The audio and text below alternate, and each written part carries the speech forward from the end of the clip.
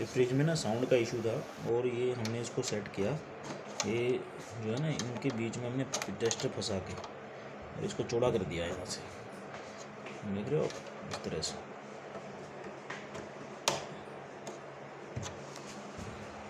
इसको भी हमने ऐसे किया सेम, ये साउंड का इशू रिजॉल्व हो गया हमारा।